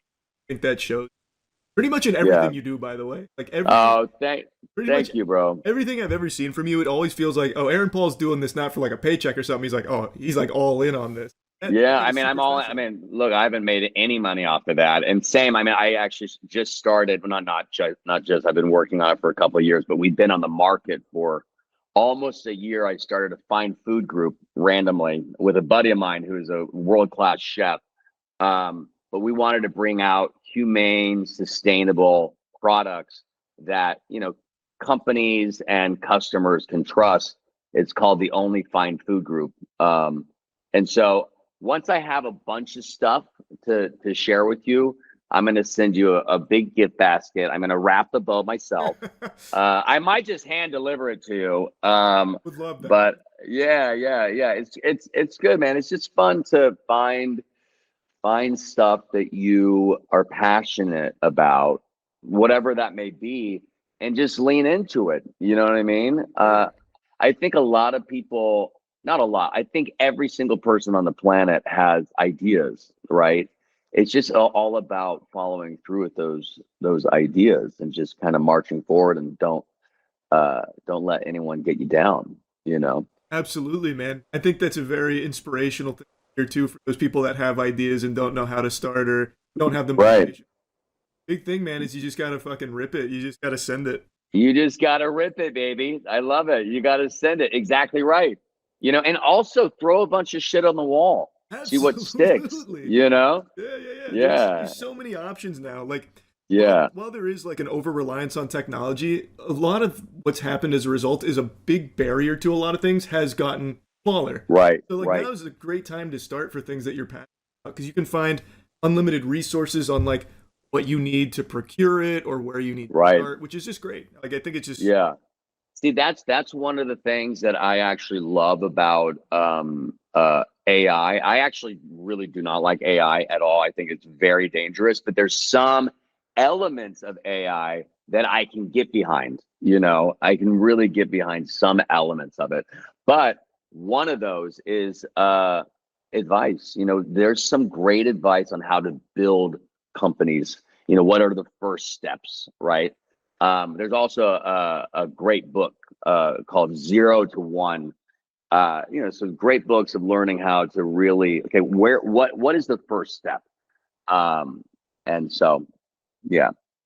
I love this conversation you and I are having. We're just so all over the place, from aliens to pyramids to business to magic. I think it's great. I hope it works out. Well, I personally think it worked out really well. I very much enjoyed this conversation. It is unfortunate that I fucked up the recording in such a big way, though. And I know there's a bit of a meme with me being inept when it comes to technology, but come on. Like, I feel like I'm somewhat blameless here. Like, how was I supposed to expect my mic to set its audio to only be communicative with whales? Like, I didn't expect it to just start, like, muting itself with, like, no, like, actual decibels or anything. Like, it was fine on the call, but the OBS audio, for some reason, was just set super low and just ended up muting and nuking a lot of the content. So, my response to this is not even audible, by the way, so that's pretty cool.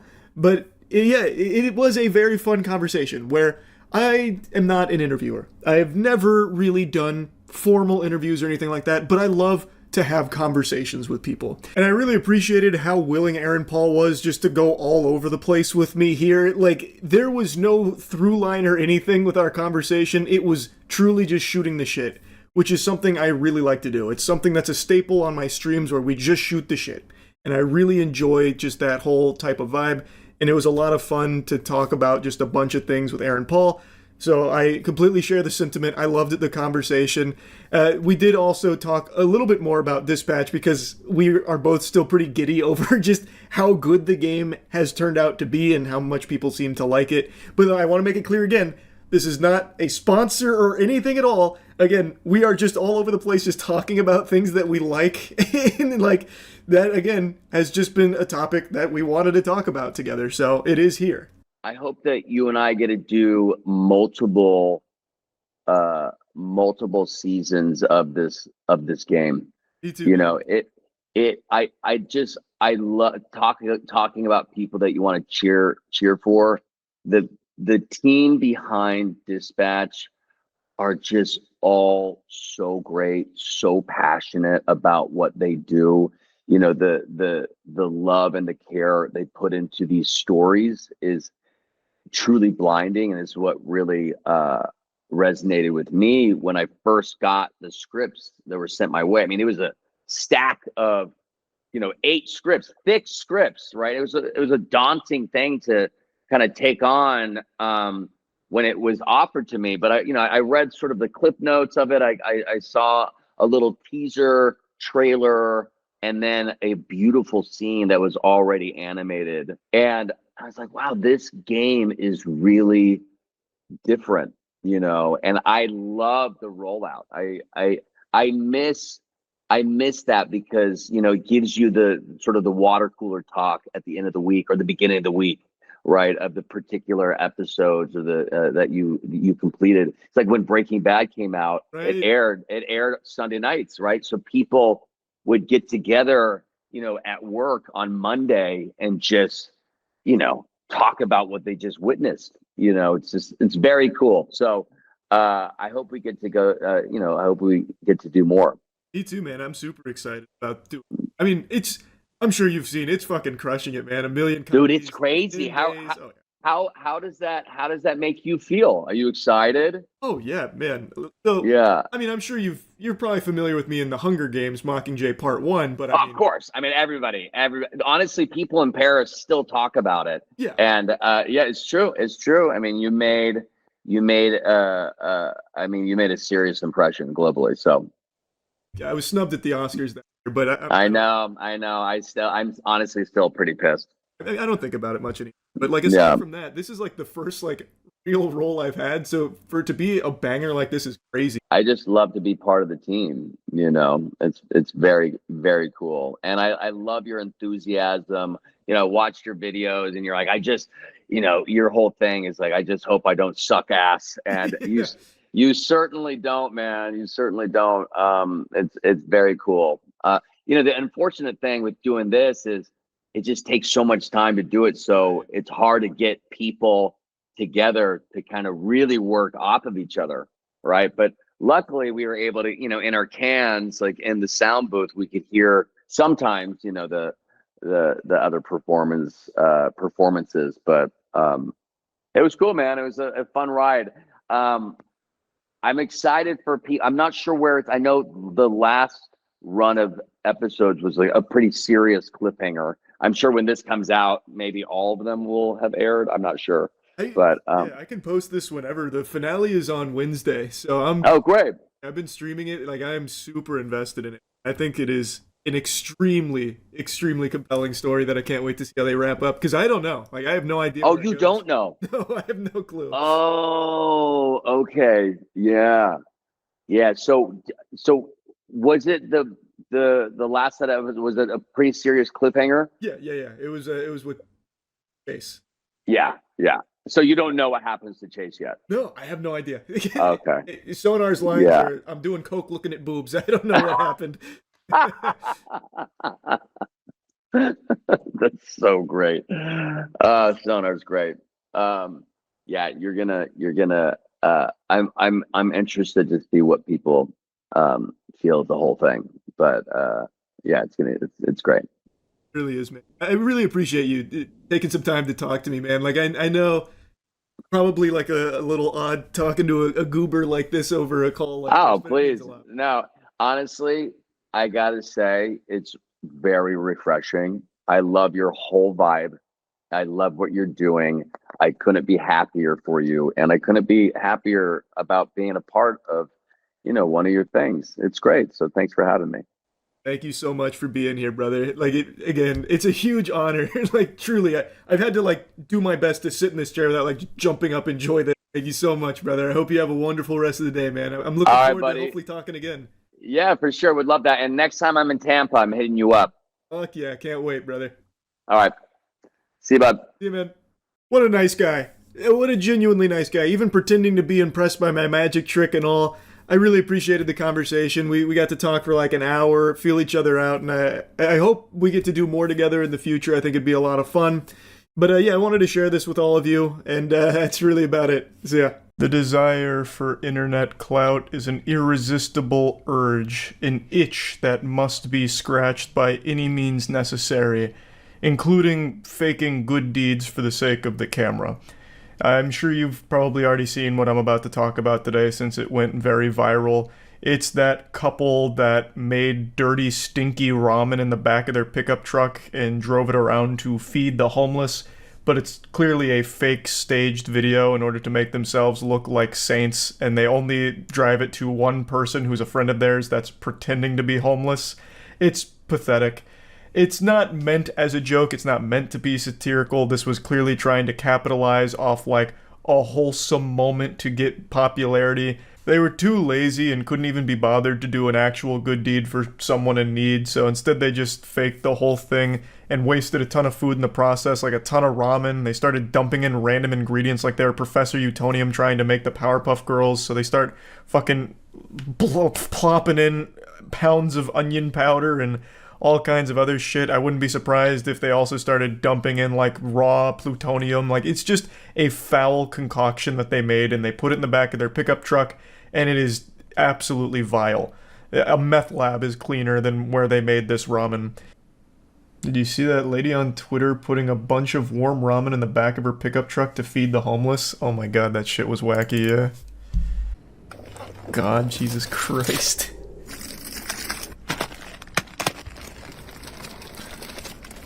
So the idea here was to be Meals on Wheels and feed the homeless with some ramen in their pickup truck. Such a good idea too, by the way. That's gonna make sure the ramen's nice and flavored with that beautiful fucking asphalt. She puts that on her feet to protect her feet and her jeans from getting dirty. Okay. Meanwhile, still just contaminating the fuck out of the ramen. Feels good. Nice and warm. All right. Okay, let's go. What the actual fuck is she doing?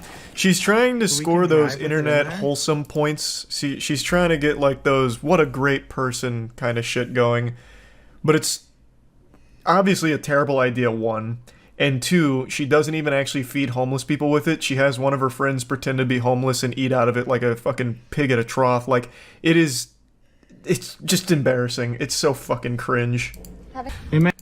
Look at him, he's putting his heart and soul into this performance. Need cash. Lounging on a pile of rocks. Because all homeless people choose the most uncomfortable places to lay down, obviously. If they're not laying on rocks, they're laying on broken glass. So, you know, they found a real homeless person in the wild here. Oh, yummy! Dump truck ramen. Yippee! It must be pretty good. What do you mean it must be pretty good? He hasn't tried it yet. He just picked some out. Oh, that's great. Hey, there you go, man. Hey, can I have a second bowl?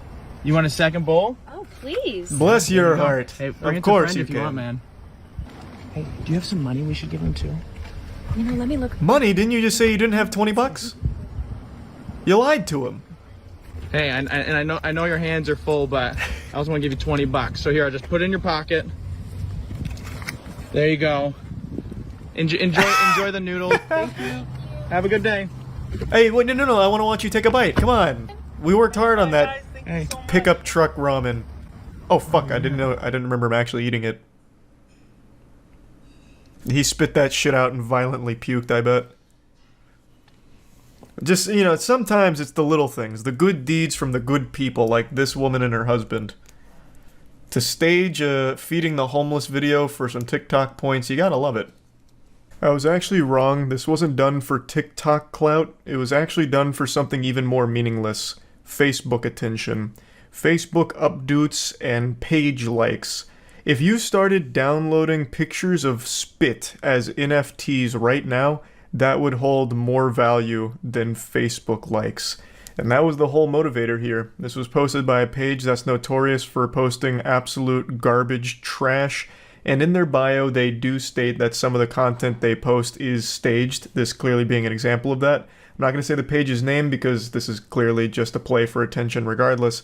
But it doesn't change anything about the situation here. Staging this brain-rotted garbage is at worst misleading and deceptive to the Facebook audience of 70-year-old geriatrics that believe it's real, and at best, just turbo cringe. This shit is just still fucking embarrassing to watch no matter how you spin it. So yeah, I just wanted to briefly talk about it and show you what all the hubbub is about with this food truck ramen delivery service, or lack thereof, I guess.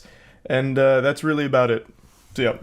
Hello everyone and welcome to another episode of Charlie Mukbangs His Friends. Today I'm joined by internet superstar celebrity CallMeCarson.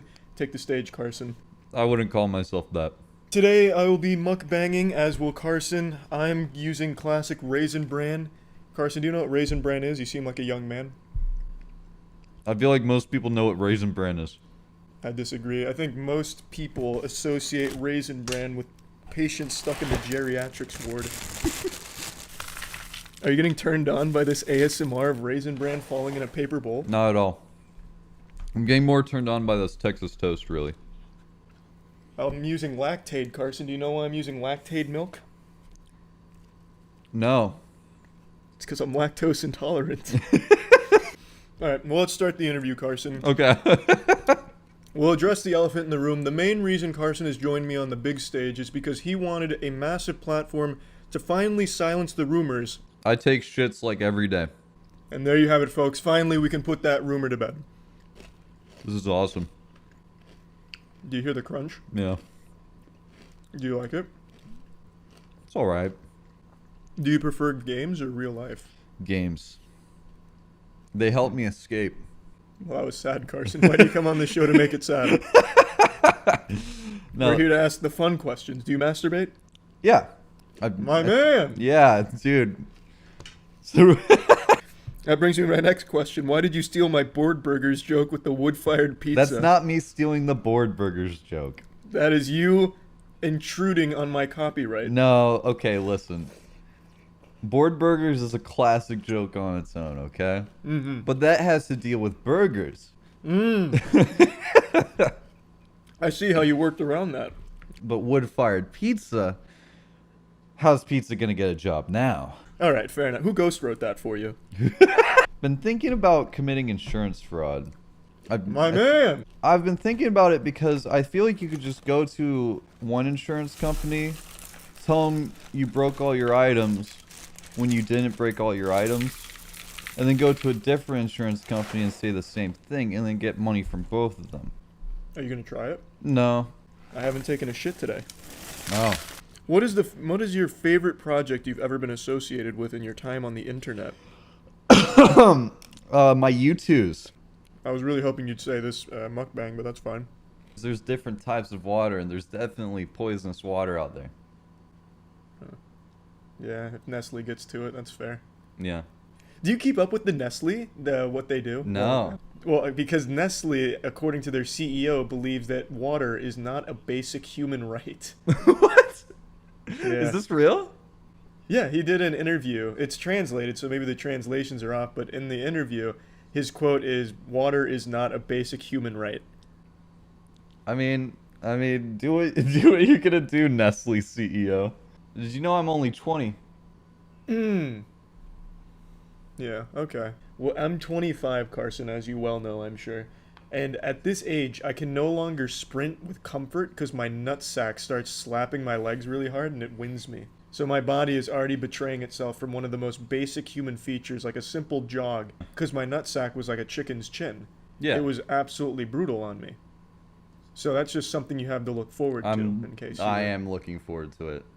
Also, I don't know if you knew this about me though, Carson, but I have a pars defect in my L4. Why did you overuse your lower spine?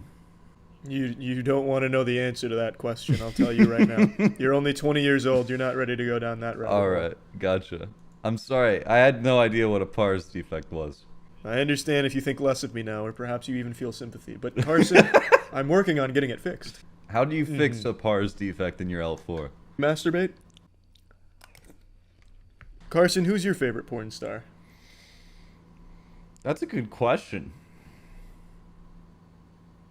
I mean, there's so many classics. Name a few. Nah, I'm more of an amateur porn guy myself. Spoken like a man who doesn't do his thorough research on who he's busted to. I don't mean to offend you. I see you've taken notice, but I haven't taken a bite of cereal in a while, so this is kind of a lackluster mukbang. But the cereal's gotten soggy and my milk is very warm. Positions like you're in right now. You think I'm in a bad position? Yeah, you're eating soggy cereal and you're talking to me. Well then, jeez.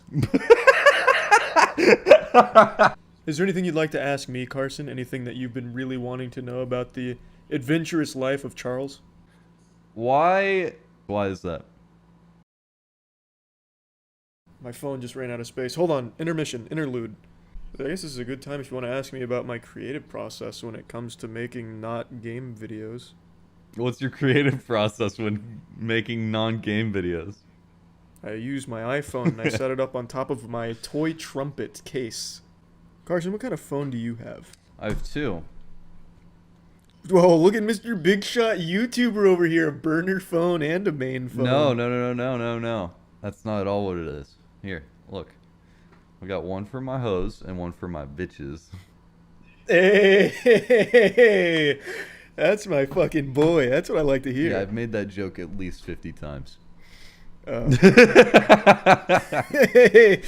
by that you mean it's a world exclusive premiere here on the Mukbang. Yeah. Or what was once a mukbang. Let me reiterate, I gotta say this again. I'm very straight. Okay? I am so heterosexual. It hurts. I'm about to put that to the test real quick, Carson. You sit right there and don't look at my ass when I'm getting up. Oh, wow, when you take a peek at what I've got under the desk. Is it cereal? No, it's this. Yeah, what about it? How does it make you feel? Nothing. Well, Carson, I think we're about out of time then. Okay. This was good. This was fun. I'm glad I got to not eat much. Yeah, I didn't either. In the grand scheme of things, I ate maybe a normal bowl of cereal that a 9-year-old would consume and say it was a healthy dose. Cool. Well, would you like to shout out your channel, your Minecraft streams? Obviously, your YouTube's is right around the corner. Yeah, I think you just did all that for me. Beautiful. Well, thanks again, man. Shitting on children for liking Fortnite. Fuck yeah, bro. Hell yeah. Fuck kids. Liking a video game? That's so embarrassing. So get this shit, fam. I was on my Twitter going through my timeline looking for some lit savagery like I usually do. And you know me, I only follow people that post titties and rock and roll related content. I'd never follow any type of Fortnite shit. But then for some reason I get like a Fortnite dance video of some kids in a school dancing to Fortnite. But then I read the title where it said, like, let's bring back bullying to stop this. And I was like, oh, okay, cool. So now we got some cool people here. You read the comments like, these kids need to kill themselves. Parents have failed because kids like Fortnite. I'll go ahead and show you the tweet here.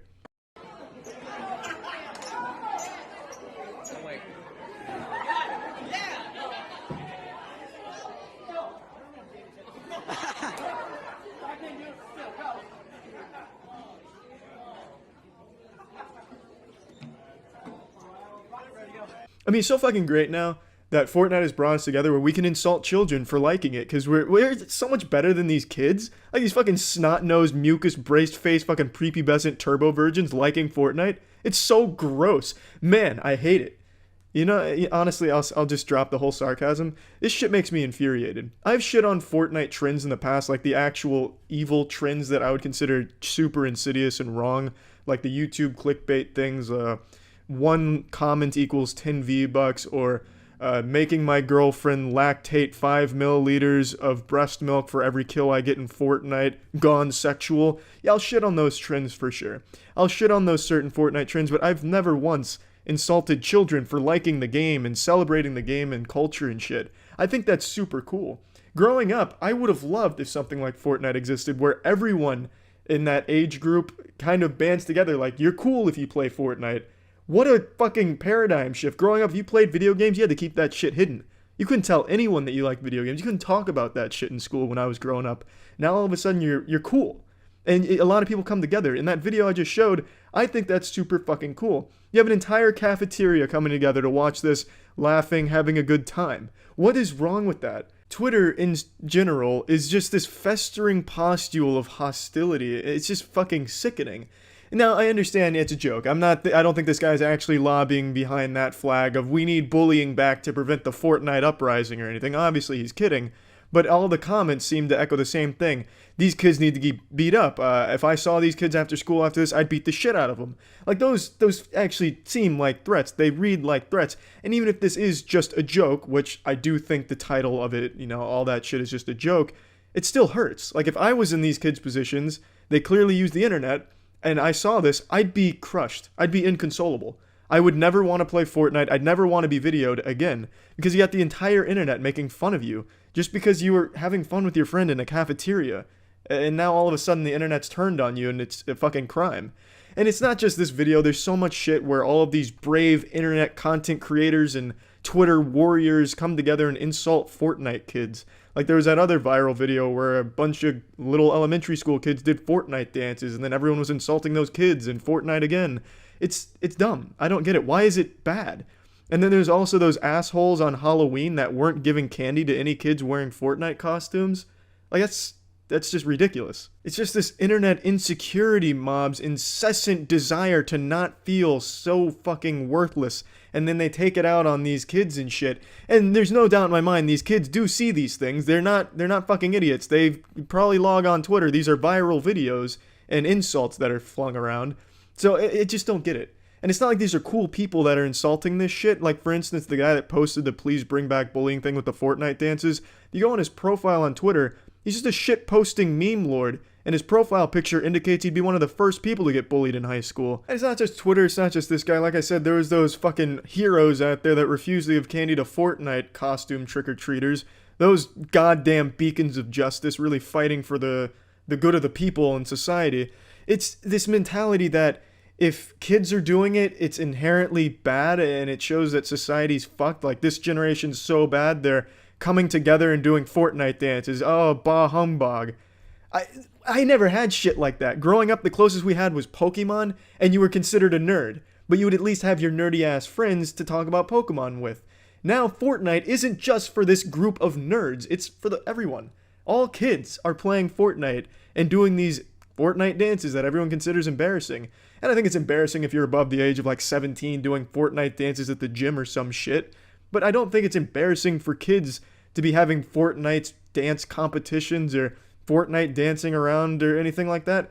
I think that's fucking great. I really just don't understand why it became considered cool or alpha to insult children for liking a game and having fun celebrating the game out there, dancing and enjoying that shit. I don't see the problem with that. I think Fortnite dance classes are a bit in a gray area because that's just trying to exploit the popularity of Fortnite, so I don't support that kind of shit. I'll insult the fuck out of Fortnite dance classes. But to insult the children that are just having fun with it, that's just so goddamn low that I just can't comprehend it. I don't get it. But to all the heroes on YouTube that are saying, you know, gotta stop these Fortnite kids, you keep fighting that good fight. And I just don't agree with that shit at all. See ya. Overall, I'm a pretty calm guy. It takes a lot to make me mad or angrily cry into an anime waifu body pillow's tits. But that being said, there are certain things on the internet in relation to YouTubers, streamers, and shit like that that just really bruise my ballsack. The first thing is something that really just became a big thing on the internet that I've hated for a long time, but now people are being more exposed to as they get closer to the shit pile that is internet egotistical assholes. It came to light with the whole makeup community on YouTube's drama, Tati, Jeffrey, James, all that garbage. Every single one of them uses what I call the dark place defense. It's like a fucking Yu-Gi-Oh card move. Every single one of their videos is, I was in a dark place, that's why this, that, and that. As if that somehow excuses being some type of stupid fucking idiot. Some goddamn dumb Cro-Magnon troglodyte who has this petty internet drama about fucking bullshit scam vitamins for your hair to make your dick bigger as well and whatever garbage they're peddling. I hate the dark place defense. But what I hate even more about that is that the fans, the goddamn micro-dicked brain-dead turbo-virgin idiots, are okay with it. These fans are barely more functional than zombies, but instead of shouting for brains, they're shouting their favorite dumbass YouTuber's name. I don't know how fans are okay with their asshole they support saying, I was in a dark place and that's why I did all these awful things. For example, Jeffree Star accused James Charles of being a sexual predator, saying he needs to be thrown in jail, he molests people, he's gonna rob you of your cum in your dreams, he's a bad person. He says all these things. James Charles proves he is not those things. So then people go to Jeffree Star to prove it, because he said he can prove that James Charles is awful. And then when it comes time for him to prove it, he releases this 13-minute video where he drones on about how he's in a dark place and that he's going to be the mature man and not prove anything he said. So that's an actual crime, Jeffree, you fucking idiot. But what's awful about that is the community cheered him on. All of his fans are like, wow, Jeffree Star is amazing. He decided to be the bigger man and falsely accuse James of all these things and then not back it up and then have the audacity to play the victim. Wow, Jeffree, you're a hero, man. That's like going to court and then just saying, you know what, I'm going to be the bigger man. I'm not going to prove this man's guilty. Oh, okay, nice. Yeah, wow, great work. Excellent, Jeffree. Fantastic. You fucking accuse this man of crimes and then you have the gall, you have the chutzpah to go on camera playing the victim and pretend that you're some mature vanguard of justice by not stooping down to the drama level. You made these claims saying you can back them up, and then you just bail out of it, meaning you lied. You accused an innocent person of all these awful things, and then you played the victim. You're a fucking douchebag, and your community sucks. Jeffree Star fans suck. Jeffree Star sucks. Now, that's the all-encompassing thing I hate about the internet there. That's just a specific example. Dark Place Defense and dumb fucking fans that excuse it and promote it as if they're a good person because they were in a dark place and everything they did gets a pass. It's awful and I hate that. But kind of piggybacking off of that, in terms of YouTube fans, I absolutely hate when a community around a YouTuber goes out of their way to spread shit to other YouTube channels and other places on the internet. And some of you guys do that watch my shit. You know, I'll make a video about someone just casually goofing on them. You'll go to that person's video and relentlessly insult them. Or you'll just be total assholes to them and be like, oh, Critical sent me here. Critical told me to come over here and fight a battle for him. So I'm here to fight for Army Critical. Yeah, let's go, nipple neutrons, yeehaw. I hate that. I hate that. I think most people hate that. No one wants to see that kind of shit on a video they're watching. They want to just see things related to what they're watching. They don't want unrelated Leafy is here hissing and garbage like that. It's intrusive, annoying, and just downright dumb. Twitch streams have the worst of it though. When I do a just chatting stream at twitch.tv/moistcritical, the thing I hate most is when some goddamn warrior for their favorite YouTuber comes in, they're like, Charlie, watch Badlands Chugs, Joey's World Tour, watch them now, and then they'll spam it 50 times. You know what that makes me do? It makes me not want to watch anything from those people ever, because you're a shitty fan and a shitty marketer or promoter for them. I don't know what you think you're going to accomplish with that. It just turns everyone off of the person that you're trying to promote or trying to get out there. It's just bad behavior, childish behavior. Now don't get me wrong, I'm sure it's appreciated by everyone you're trying to promote, and I know if you're doing it for me, I appreciate that you like my shit that much, that you want to share it with everyone, that's great, but that's not the way to go about it. That makes me afraid of you. That makes me feel like you're some type of raving lunatic who's gonna peruse the trash can looking for a half-eaten sandwich that I've thrown in there so you can grab my DNA from it and clone me or something in a basement, like a laboratory. That just makes me afraid. It's weird. It's obsessive behavior and it's not healthy. And it's just shit internet behavior, to be honest with you. Another big one that I really don't get is people that go on like a Twitter rant or a Reddit subreddit post rant where it's like, I used to love this person, but now I just can't stand the sight of him, and the thought of that person makes me want to vomit and cry. For example, on my subreddit, the critical one, every now and then there'll be a post like, I used to love Charlie before he showed his face and when he hated himself. That's when Charlie was the best to me. But now, this Charlie, I fucking hate him and his hair's awful. I hate that guy. And they'll go on this like 3 paragraphs explaining why they hate me. What's the point of that? You're just a douchebag. You're a fucking sad little asshole. It's fine if you don't like the shit I make now. That's totally okay. But what's the point in going out of your way to make this long post that you've clearly put a lot of blood, sweat, tears, and micro-dickery into? What is the point? Are you expecting like a round of applause for being so brave? I don't get it. This happens with every community. Ethan's community gets this all the time. Every internet person gets this shit, and it's the dumbest thing because I don't see the point. Just quietly stop. Why do you have to bring everyone else down or try and insult the person and make this big hoopla and song and dance about it? It's just so stupid. It's pathetic. And the last big one I can think of right now is opinions. Anytime some Z-list internet pseudo-celebrity posts an opinion, it's going to divide their community, no matter how trivial it is, the subject. If an opinion differs from a fan, it's going to be a fucking disaster and they're losing a fan every time. This never really occurred to me until I started doing the moist meter, but I'll give something a score that is lower than what someone else would have given it, and that person sends me this long, droning email about how they hate me now and lost all their respect for me because I didn't like their favorite toy as much as they did. And now I see that on every single post on Twitter of anyone who makes internet shit at all. That's why all of them are so goddamn fake, because they know they can't share an actual opinion or else they're gonna get a lot of angry backlash. And it's so stupid because that's the entire culture right now, not just internet. If someone has a different opinion than you on anything, you can't be friends with that person, you can't associate with them. Everyone wants these fucking boring ass echo chambers of the same regurgitated shit that they believe, and they don't want to take in any other perspectives. It's awful. It's silly. And with the moist meter, now I see it more than ever, because everyone thinks something is better or worse than you do. Not everyone's going to share the same perspective on a certain thing, except for John Wick 3. I think everyone agrees that's probably the best action movie ever made. But other than that, everyone's going to differ an opinion.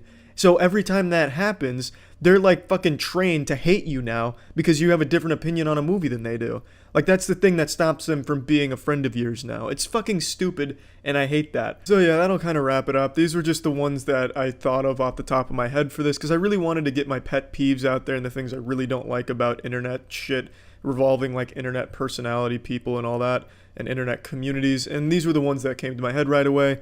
That's it. So yeah.